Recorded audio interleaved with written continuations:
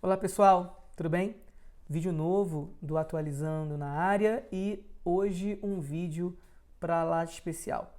Hoje a gente começa o primeiro curso gratuito que o Atualizando oferece aqui no canal do YouTube para os seus assinantes. O título do curso: Com quantos resets se faz um overload?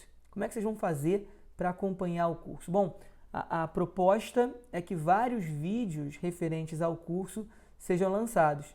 Então você vai ter a identidade visual muito clara, com a fotinho, né, com a capa referenciando o título do curso, e ao mesmo tempo a gente vai criar uma playlist específica na qual vamos disponibilizar todos os vídeos do Com Quantos Resets se faz um overload.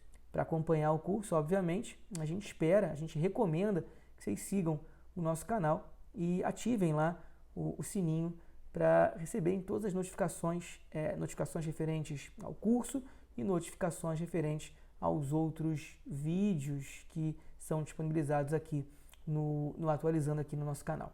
Tudo bem? Vamos falar então sobre o curso, com quantos resets se faz um overload?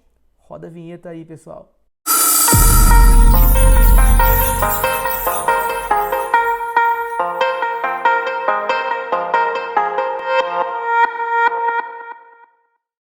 Bom, com quantos resets se faz um overload?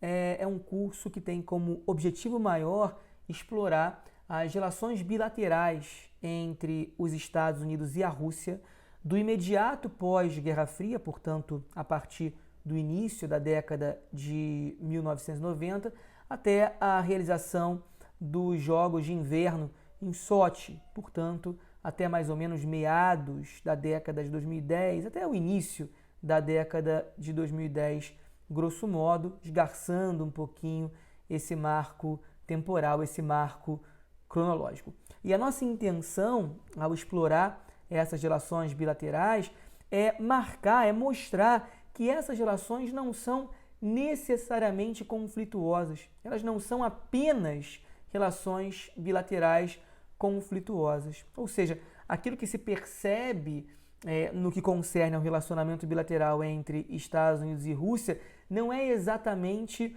uma Guerra Fria 2.0.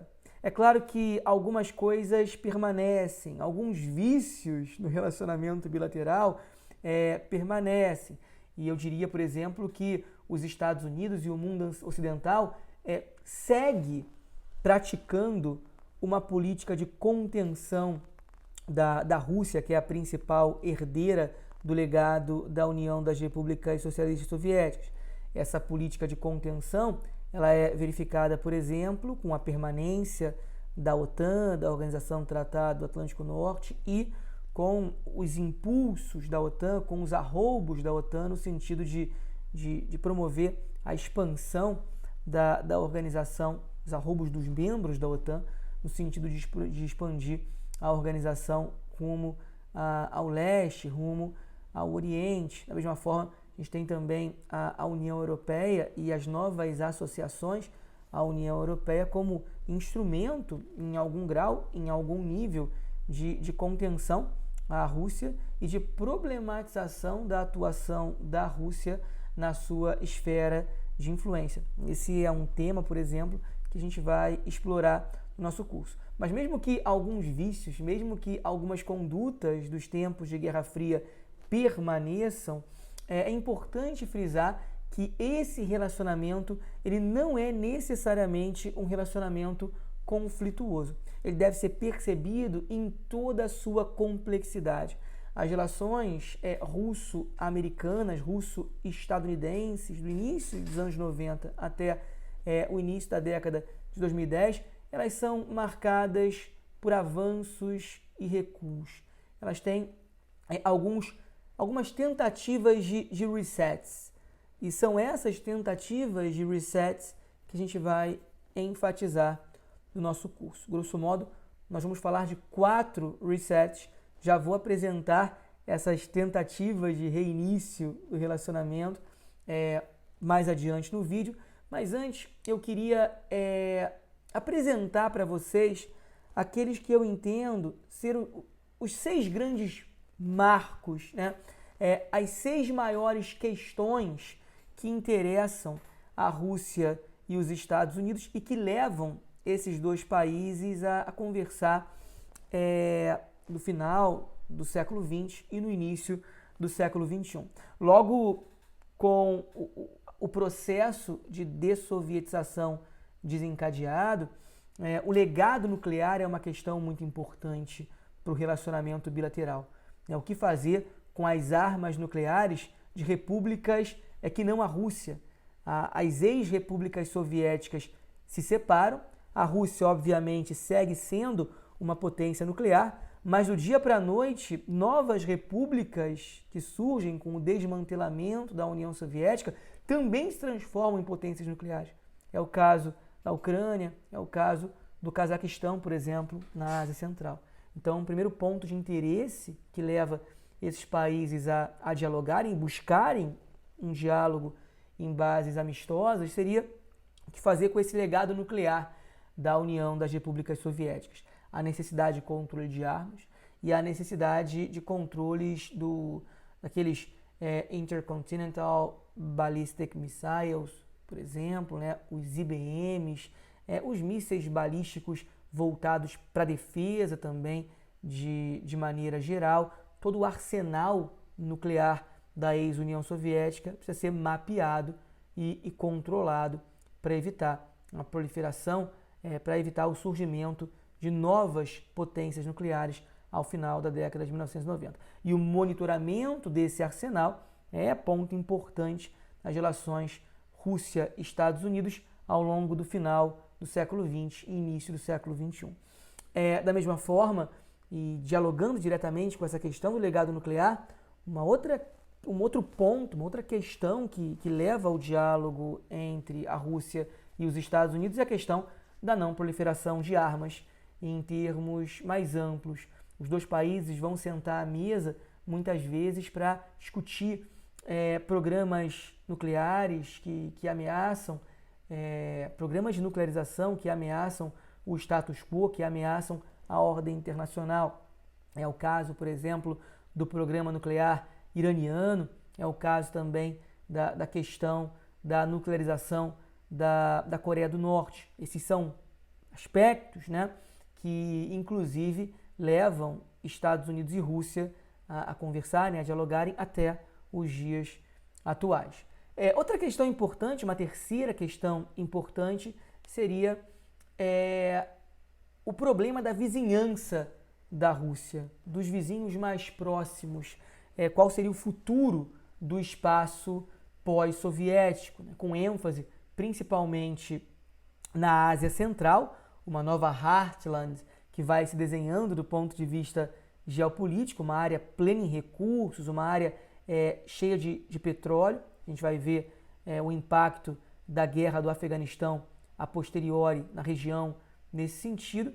E talvez hoje a questão mais premente que salta aos olhos no que diz respeito a essa vizinhança da Rússia, a necessidade de promover a estabilidade dessa tradicional área de influência da Rússia, sem sombra de dúvida, o problema da Crimeia, as tensões observadas na Ucrânia. Isso leva a uma quarta questão, que está naturalmente vinculada a essa terceira questão, que é o problema da segurança europeia.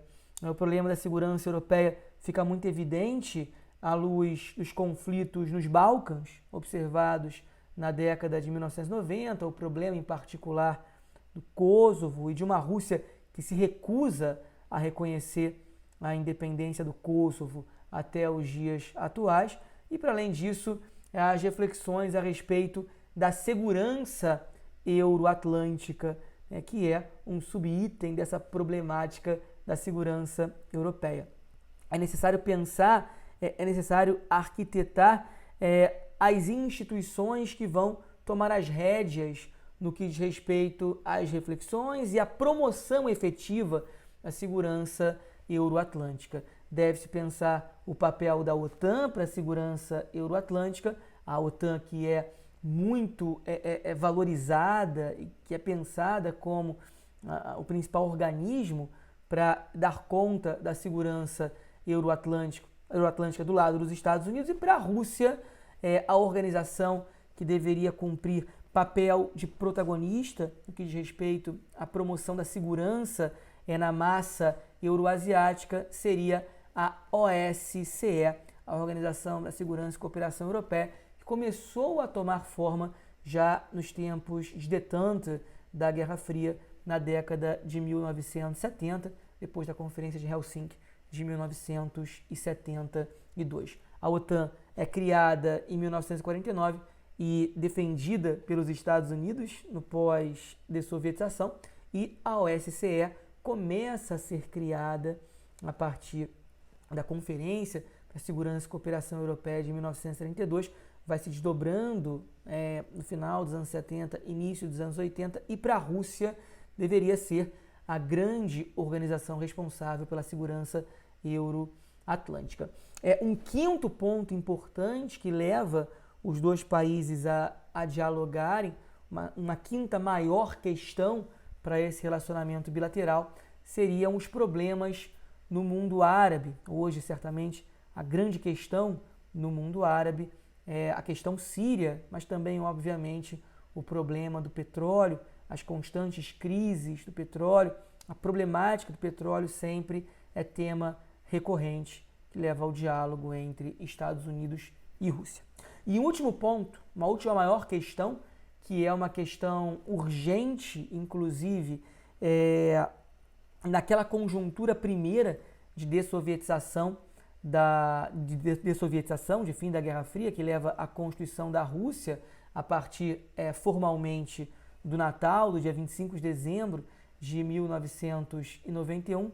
Uma sexta questão importante é a própria situação doméstica russa.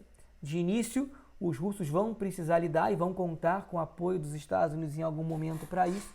Os russos vão precisar lidar com os problemas na Chechênia, vão precisar lidar com os problemas no Cáucaso como um todo.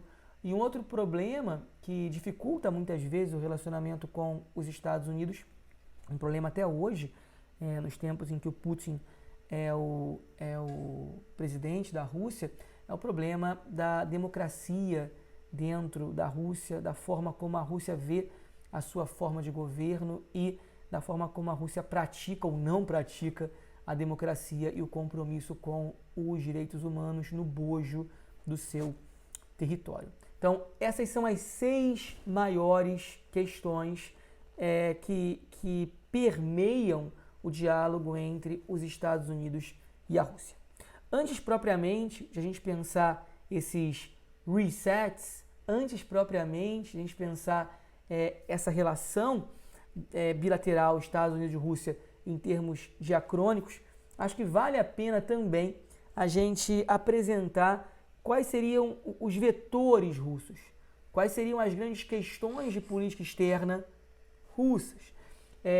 De um lado, a Rússia está sempre pensando a Eurásia como um todo.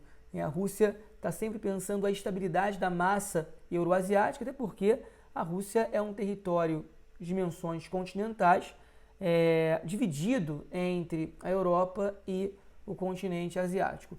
Tudo o que acontece na Eurásia impacta a Rússia, e a Rússia vai estar especialmente preocupada com aquilo que era a antiga União Soviética e vai se transmutar na CEI, na Comunidade dos Estados Independentes. A Rússia está preocupada com os seus vizinhos imediatos, a Rússia está preocupada na continuidade, no exercício de influência sobre esses vizinhos, a Rússia está preocupada com a manutenção da sua esfera de influência tradicional e com a problematização dessa manutenção por parte dos Estados Unidos, por parte da Europa Ocidental, por parte da OTAN, por parte da União Europeia. Então, a primeira preocupação dos russos é com o que está acontecendo na Eurásia, seja na década de 1990, seja ao longo do século XXI. Um outro vetor importante, um outro eixo importante para os russos, dentro de uma lógica meio que concêntrica, né, seria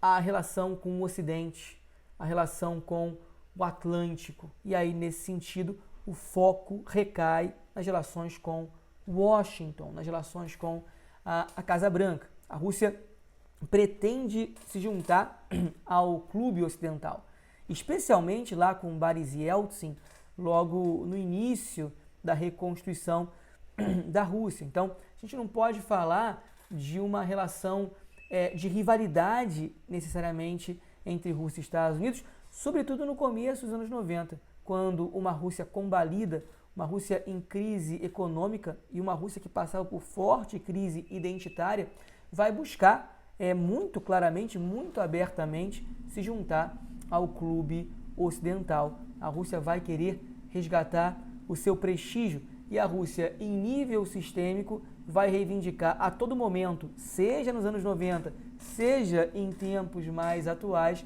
uma relação de igualdade com os Estados Unidos. A Rússia foi derrotada na Guerra Fria, isso é fato, acho que poucas pessoas vão discordar disso, mas a Rússia não quer exercer um papel secundário no sistema mundo após essa derrota, após a dessovietização. Um terceiro vetor importante para a Rússia é a Europa, é o relacionamento com a Europa. Da mesma forma que os russos querem aprofundar os laços com os Estados Unidos, manter um bom relacionamento com os Estados Unidos, apesar de alguns momentos de instabilidade, apesar de alguns momentos de crise, de recuo nesse relacionamento, a Rússia também quer manter uma boa relação com a Europa, em especial com a Europa ocidental. A Rússia tem um histórico de complementaridade econômica no relacionamento com a Europa e a Rússia procura, no pós-dessovietização, no pós-Guerra Fria, aprofundar os laços históricos, econômicos e os laços também no sentido de formatar um paradigma de segurança continental. A Rússia pretende desestimular as relações entre Europa e Estados Unidos e ela mesma se aproximar do velho mundo, enfatizando principalmente parcerias com os principais países da Europa Ocidental, enfatizando principalmente parcerias com a Alemanha, com a França, com a Itália e também, claro, dos seus vizinhos mais próximos do leste europeu, territórios e estados que tradicionalmente estiveram sob a influência da Rússia em algum momento e da União Soviética nos tempos de Guerra Fria. Bom, outro vetor importante, as relações com a China. As relações com a China elas são essenciais no sentido de servir de contrapeso a essa aproximação da Rússia com os Estados Unidos, também a aproximação da Rússia com a Europa. A Rússia busca uma estreita parceria estratégica com a China. A Rússia quer uma parceria com a China, sobretudo para garantir a segurança da Ásia. Rússia e China têm em comum o fato de serem países marcados pela multietnicidade. Rússia e China têm em comum o fato de serem impérios remanescentes, entre aspas. Não são exatamente estados modernos como os Estados Unidos, como o Brasil, como a Alemanha, como a França. A Rússia e a China são impérios multiétnicos que têm relações internacionais entre si e que têm que lidar com minorias, principalmente nas franjas do seu território. Essa articulação entre a Rússia e a China cumpre papel importante também para garantir a segurança chinesa, para garantir a segurança e a integridade do território russo. Então a Rússia busca uma parceria estratégica com os chineses, porque essa parceria é fundamental à proteção de um interesse nacional russo, também nos tempos do Vladimir Putin, também nos tempos mais recentes. E um último vetor seria o vetor do relacionamento da Rússia com os países não ocidentais, com os países mais distantes da vizinhança e com os países não ocidentais. Esse seria um vetor menos importante. Esse seria um objetivo secundário dos russos. Caso o Ocidente insista em fechar as portas a uma maior cooperação com Moscou, a Rússia vai buscar uma coalizão eventual com a periferia do mundo, enfatizando o hemisfério sul, endossando o paradigma sul-sul. Coalizão, e por coalizão com periferia a gente pode entender o próprio BRICS, a gente pode entender o relacionamento com o Oriente Médio. A Rússia tem muita força junto a Israel, tem muita força junto à Síria, tem grande passagem entre os países do Oriente Médio de maneira geral. A Rússia pode buscar uma projeção no Sudeste Asiático, no continente africano e mesmo na América Latina, num diálogo com o Brasil, por exemplo. Então, caso o Ocidente feche as portas a um diálogo com a Rússia, os russos buscariam contrapeso não só na China, mas também em outros países não ocidentais. E no caso dos Estados Unidos, quais são os princípios defendidos por Washington que levam a um eventual estreitamento do diálogo com Moscou?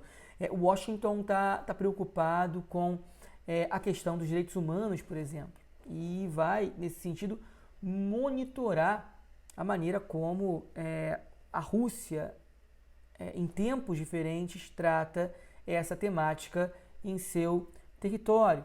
Os Estados Unidos adotam uma postura de apoio aos princípios defendidos pela Organização das Nações Unidas, princípios como o R2P, Responsibility to Protect, o princípio da intervenção humanitária, a ideia de que conflitos violentos interestados ou intraestatais devem ser evitados.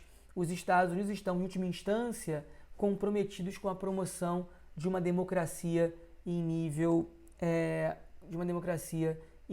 global. Então eu diria que esses são princípios caros à política externa dos Estados Unidos e que, de alguma forma, vão ser de grande pertinência para a gente entender a natureza dessa interação bilateral através dos tempos. Os Estados Unidos estão muito preocupados com a ordem internacional e com uma ordem democrática internacional. Às vezes, os russos estão dispostos a cooperar com as organizações internacionais, às vezes não tanto, e nesse sentido, às vezes as relações Rússia-Estados Unidos vão ser mais profícuas, outras vezes nem tanto. E esse é o propósito, então, do nosso curso Com Quantos Resets se faz um Overload. A gente quer justamente mapear esses momentos de maior propensão ao diálogo entre Estados Unidos e Rússia. Sempre que um novo presidente chega ao poder nos Estados Unidos ou na Rússia, esses presidentes vão procurar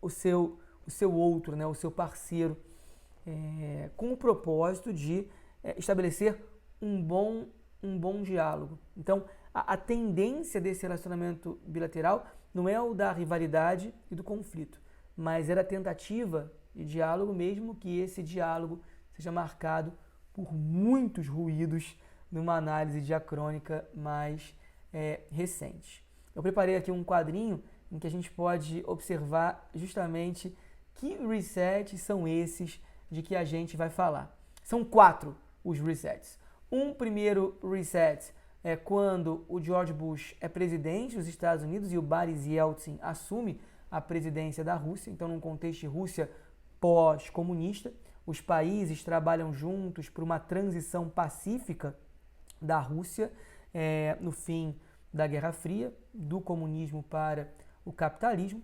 Um segundo reset importante se dá quando Bill Clinton chega ao poder. No diálogo entre o Clinton e o Yeltsin, a gente tem uma inflexão total nas relações.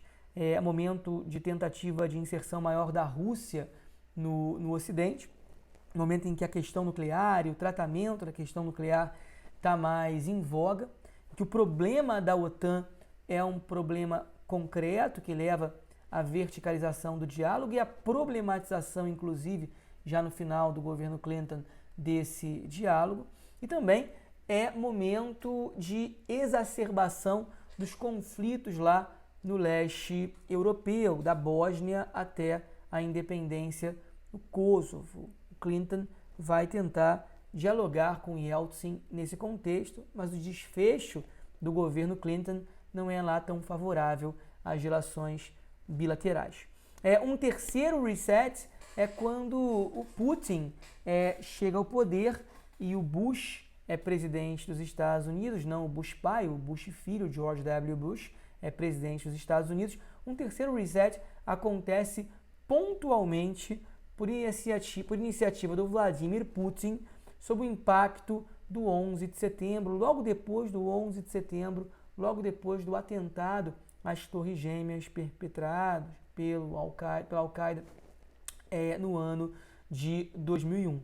Naquela ocasião, o Putin é o primeiro líder a ligar para o Bush, é a primeira liderança internacional a ligar para o Bush, oferecendo total suporte moral e material naquilo que seria a guerra ao terror lançada pelos Estados Unidos no ano de 2001. O Putin vai oferecer ao Bush apoio total no combate ao terrorismo. Então, nesse terceiro reset, tem-se em 2001 uma expectativa de parceria com os Estados Unidos, uma full-fledged partnership, sem qualquer tipo de hierarquização, uma parceria horizontal entre os dois países. E um quarto e último reset pode ser observado ali nas relações entre Obama e Putin, quando Obama chega à presidência, depois dos problemas da Geórgia lá em 2008, tem-se o reinício desse relacionamento bilateral, a superação desse problema da Geórgia e a tentativa de um diálogo profícuo que não vai durar exatamente muito tempo. A gente tem um incidente diplomático envolvendo lá a Hillary Clinton e o Sergei Lavrov, que deu origem, inclusive, ao nome do curso que eu estou oferecendo, com quantos resets se faz um overload, mas isso é história por um momento em que nós chegamos a esse episódio envolvendo a Hillary Clinton e o Sergei Lavrov. Senhores, esse é um grande preâmbulo, na verdade, do curso.